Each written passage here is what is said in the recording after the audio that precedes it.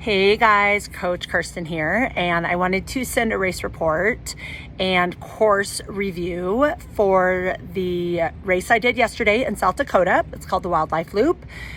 It is their 11th year doing this race, and I think this was my 8th year doing it. So I have done it almost every year they've had it.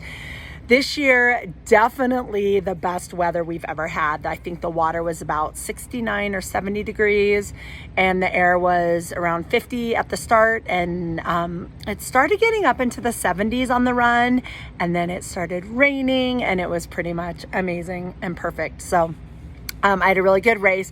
So this race, there's 3 different races. There's a sprint triathlon, an Olympic distance triathlon, and a half Ironman distance triathlon. And I did the half Ironman distance.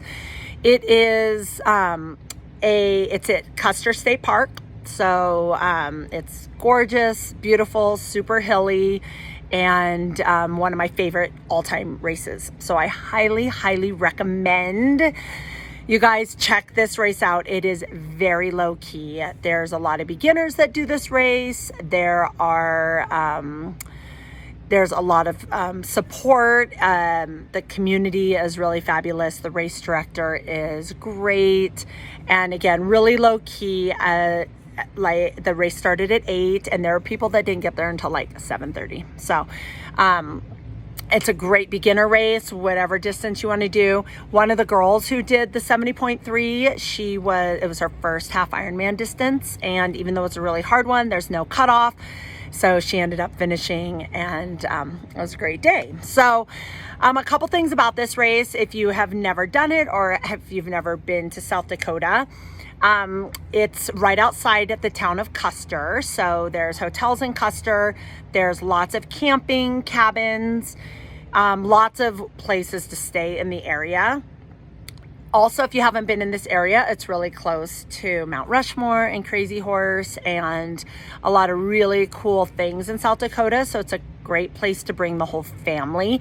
In fact, there was this girl who raced, and I want to say she had 5 kids. They were all in a giant van, and it was really cool. They took kind of like a whole family trip. So it's a great place to spend an extra couple days, which I have before. I've brought Cora up there, and her dad had a trailer, so we went camping for a whole week one time. So it's really cool. So lots of places to camp. So I actually got up there on Thursday afternoon. It's about a 5.5, 6-hour drive from Denver. So nice, easy to get to. And I was going to camp in my car. And when I got there, all the tent camping and car camping places were taken. So I actually ended up getting a cabin. I would have much rather been in my car, but I was in a cabin. And at first I was really upset about that, but then during my bike ride, I ended up planning a whole camp in my head that has to do with staying at those cabins. So I guess there was a reason that I stayed in the cabins. So Friday morning, I woke up and I drove the bike course, even though I've done it before. I highly recommend driving the bike course, maybe riding a couple areas of it if you get there early enough and you have time. So I drove the bike course. It's beautiful, but it's not easy to get lost, but there are a couple turns that you don't want to take. So driving it is a great way to spend the day before or 2 days before your race. I also swam in the lake because I was trying to decide. I have a new wetsuit, trying to decide if I should wear my wetsuit because the water's kind of warm for me. But I hadn't been able to race in my new wetsuit this year, so I swam a little bit. And I just hung out at the lake a little bit and talked to some of the new people and helped them with the course since I've done the course so many times. I had to bring my dogs because there was a misunderstanding with my dog watcher. So that was a little bit of stress, but they're really great dogs, and they loved walking in the woods. We did some little extra hikes, little mini walks, hikes in the woods. So they really enjoyed that. And then I ate some peanut butter and jelly tortillas and went to bed really early because it gets dark at like 8 o'clock. So there's not really great cell service up there. So I camped in my car the night before the race, which is what I wanted to do for both nights. It's really comfortable. It's funny because it gets kind of chilly at night when you're camping in your car, but with my dogs, they're like little space heaters. So I actually had to roll down my windows at night because I was getting too hot with my dogs in the car with me. So I got great night's sleep. I think I went to bed at 8, maybe woke up a handful of times during the night, and woke up at 6 the morning of the race, and I camped at the lake. So I was already at the race when I got there. So this is really cool because the aid state or the transition area is literally like 50 feet from the parking lot. So you park, set up your stuff. If you're cold, you just go sit in your car for a while. So one thing that I needed to do in the morning is I filled up all my water bottles at home with my nutrition. So I had 3 bottles that had a B on it for bike, and it had 2 scoops of my nutrition in each one. My Infinite, I use Infinite for my nutrition. And then I had 2 for the run with an R on them. So I just had the powder in them. So I actually had to go and I bought a big gallon jug of water, and I just filled up all my water bottles. So they were already all organized. I just had to fill them up. And then set up my transition, hung out for a little bit. I actually also, because the run is 2 loops, I walked a bottle of Energize. So that's like, it's a pre-workout, but it has a little bit of sugar and calories and caffeine. So I actually walked that like a quarter mile from the start and the turnaround, so I could have that out on the course. So I kind of just set my bottle there, so I could have plenty of nutrition on the course. So race started like maybe 15 minutes after 8, and it was the half distance and the Olympics start together. So the Olympic distance is 1 loop and the half distance is 2 loops, and it was a little over a 2K swim for the half distance people. I don't know exactly what it was. I'm actually waiting. I met a girl at the race. She's actually from Colorado too, and I've been waiting to find her information when the results are posted, because I want to ask her how far she got on the swim, because she was clocking it because I don't wear a watch when I swim. But I wore my new wetsuit. It's a Hoob. It's amazing. It's super, super, super thin. It feels like you're wearing nothing. And I had no problems, like no panic attacks, nothing. I went out, I stayed with the lead guy for the first loop, and then I felt really strong. So I sped up and I ended up being the first person out of the swim. And just so you know, it's really, so I think there were 12 people that did the half, maybe 20 people who did the Olympic, and like 10 people who did the sprint. So it's a really small race. That's why I like it, really low key. So I think there was 4 women and 8 men, I believe, that did the half. So anyway, I ended up first overall out of the swim. I felt really strong. It felt easy. My wetsuit felt amazing. My time was 36 minutes, which for a half distance is really slow for me. But again, I heard it was longer than half. So it'd be interesting to find out how long it was, because I felt really, really fast on the swim. So I got out. My transition was kind of slow because the bike rack fell over. And so all my stuff was like spread everywhere. So the volunteers were like, what do you need? What do you need? I'm like, I can't find my shoe. And then I wear prescription glasses under my helmet, and they were all foggy, because the air was cold and then it was warmer. And anyway, I was trying to wipe off the fog, but they kept fogging every time I put them on. So I just ended up putting on my helmet, grabbing my visor, grabbing my glasses, and just like starting to run out with my bike. And it's, a gravel or grass run up to the road. So I just kind of ran with my bike and my glasses and my visor until everything kind of unfogged. And then I got my glasses, my visor, everything on, got on my bike, went out on the ride. So I think my transition was like 2 minutes. But I was the first one out of the transition, and this bike ride is really cool. So the first 11 miles are downhill. Well, that's not true. So it's like 2 minutes kind of flat uphill, 2 miles kind of flat uphill, and then it shoots downhill for 11 miles. So it's nice to kind of get warmed up on that little bit of uphill, and then you have tons of downhill. And I felt really confident. I've been working on my downhill a lot this year. So in the past, I was like every curve, I'd be braking, and this time I just like cooked downhill really quickly.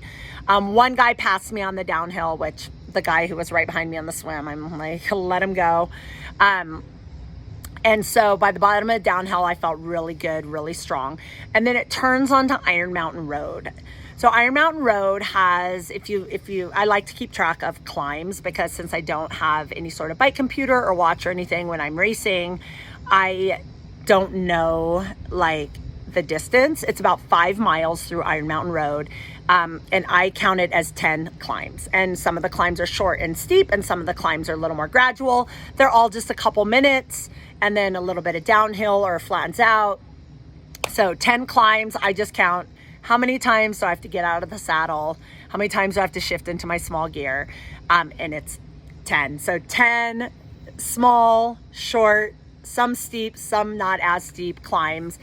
And I felt really, really good. I felt strong on my bike. I didn't know how I was going to feel, because I have been doing a lot of climbing, but it's all been really slow. And I was trying to push myself. So my legs felt great. I ended up, so 10 climbs, and then you come around, you turn onto this road called Playhouse Road, and then there's 5 climbs from there in 5 miles. And some of them are, 4 of them are more gradual and long, with long descents. And then one of them is super, super steep and windy. So you like, it's, you go down and up and around and up and around, and that's on Needles Road, Needles Highway, if you've heard of that before. So I felt really strong on all the climbing, and even on that short, steep stuff, I was like shifted into my lowest gear, and I'm out of the saddle, and I'm like, this feels pretty hard, but like I feel strong. And I got to the end of that, and I thought I was in my small chain ring in the front, and I was still in my big chain ring. So I was like, wow, I did all that in my big chain ring. So it actually gave me a lot of confidence in how strong I was feeling. So you come around after those 5 miles, and you hook back onto that original downhill about 5 miles down from where the start is, and you do another loop of all that. So I kind of recovered on that long downhill. So it was 6 miles downhill, and then back up to those 10 climbs, back around to those 5 climbs, and then you turn back and go uphill. So if you're doing the Olympic, it's actually about like 31 miles. So it's a little longer bike than a regular Olympic. So you turn right, and then you climb 3 miles at the end. It's hard, but then it's 2 miles kind of like flat, a little downhill back to transition. So typically, I've always been trying to get under 3 hours on that bike. It's about 6,000 feet of climbing. It's a tough bike ride. And last year I was feeling so strong, and then I crashed. I don't know if for some of you guys, you remember that. So this year, no crashes. Woo woo. And I ended up getting like 2:59:50. So it was like right under 3 hours. So this is the first year in all my times doing this race that I've gotten under 3 hours on that bike course. So I was really excited about that. I get to transition. My transition was about 2 minutes. Again, just getting all my fluids. By then it was getting pretty hot. Oh, people do always ask me like about my calories and what I eat and drink on the course. So on the bike ride, I packed 3 bottles of my Infinite, which is 300 calories each. And then I took 3 Morton gels and 2 pickle juices.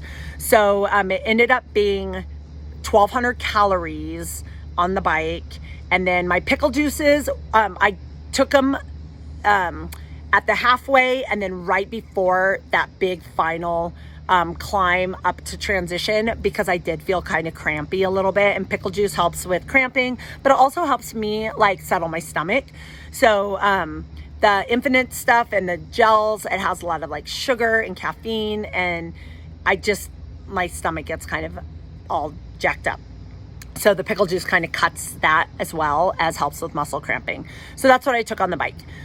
In transition, I grabbed my Infinite Run Blend, which is 200 calories. And then I had another one at the turnaround because it's a 2-loop run. And then my Energize was like a quarter mile out. And then I also packed 2 gels, 2 packets of electrolytes, Gatorlyte powder that I could mix with water, and then 2 pickle juices. So I packed all that up, grabbed my shoes, ran out, about 2-minute transition. And I felt really, really good still. My legs felt good. I was like, why do I feel so good? So I started the run. The run it's 2 loops. It's 13 miles. So it's 6.5 miles per loop. And there's 3 hills going out. And then, so that means 3 hills coming back. So in my mind, there's a hill a mile. So every time I went up and down a hill, I'm like, there's a mile. So I ended up, for my nutrition, my miles were pretty consistent. I felt strong the whole way through.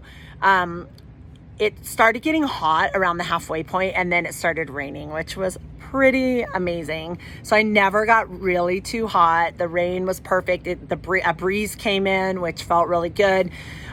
So I never felt like I was overcooked at all. I drank in the first 4 miles, I drank my Infinite that lasts, it's supposed to last an hour, but I need a little more calories than that. So I drank the Infinite, it's 200 calories. Then I had a gel, which is another 100 calories. And then at mile 4, I took my powder, my Gatorlyte powder, mixed it with water, drank that. And then when I got back to a quarter mile from the turnaround where I had my Energize, I drank that. So, and then I did the exact same thing on the second loop with my nutrition. It worked out perfectly. I did have to stop and go to the bathroom 2 times, and I was pretty quick on that. Like, I was, undressing as I was running, and then there's a porta potty at one of the turnarounds. So both times I just hit that. So that took a couple minutes, but nothing crazy. It is what it is, right? It's our body needing things. So I finished really strong. I ended up, I think my run, I don't have all the splits yet because I don't wear a watch when I race, which I wish I was, because when I added everything up, my split for my run was right over 2 hours, and I feel like I was running way faster than that. So I'll have to wait and see what the final splits were. I run a lot, I race a lot, so I feel like I kind of know my body, and I feel like I was definitely going faster than that, but maybe I wasn't. That's what I get for not wearing a watch. But my total time was 5:44. My fastest time on this course is 5:43. So I was actually really close to my best time on this course ever. And with my 2 poop stops, I feel like that should take off a couple minutes, but you have to count everything. So I was really thrilled with my race. I ended up, there was 4 women. I was first place out of the 4 women. I was also the oldest one, woo woo, which I'm always excited when I can beat the youngsters. So I was first place woman. I was second overall. Only one guy beat me, which again, I always like to beat boys because I don't know, it's just satisfying. So I feel really good about my race. That was yesterday. I jumped in the car, drove home 6 hours. So I was really exhausted. Last night when I got home, this morning I was really tired, but right now I feel really good. I'm about to jump in the pool, do a recovery swim. But I knew if I didn't do this now, it would be another week before I got around to it. So I wanted to put out my race report, my course preview. For the run, it's about, I think it's 1,200 feet of climbing for the run. So though it does have those 6 hills, but it all starts and ends in the same place. So you have the uphill, you also have lots of downhill, and it actually finishes, I feel like it finishes with a little more downhill. So going out is a little more uphill overall, coming back is a little more downhill, and then you do that again. So any race that finishes a little more on the downhill is perfect by me. So I feel great. I feel like I pushed the exact amount that I was trained for. I was very surprised because going into the race, I did feel a little sluggish and slow because I hadn't been doing a lot of as much training as I wanted to, and all my training had been really slow. Like my runs have been like at a 10-mile pace, and my bikes have been like at a 14-mile-per-hour pace. So I wasn't sure how I would feel going in, but I did taper for this race. This was one of my A races, and ended up feeling amazing on race day and crushing it like I wanted to. So if you guys have any questions about this race, let me know, because I've done it many times. I could answer almost all the questions. And I am planning the whole bike ride. I planned a camp that I'm going to do in 2025 leading up to this race. So I will send you guys information on that. But basically it's going to be Wednesday, Thursday, Friday. Race is Saturday. So we'll be riding and running, then swimming the courses on Wednesday and Thursday. We'll do some recovery and rest day Friday, and then race on Saturday. So any of the distances, up to you, sprint, Olympic, or half Ironman distance. Come to camp. We'll be camping 1 mile from the race venue, in a cabin. It'll be fun, and you guys are all invited. So I'll let you know when I get all that planned. And that's about it. So I'll see you guys next time. Have a good rest of your day. Happy training. Bye.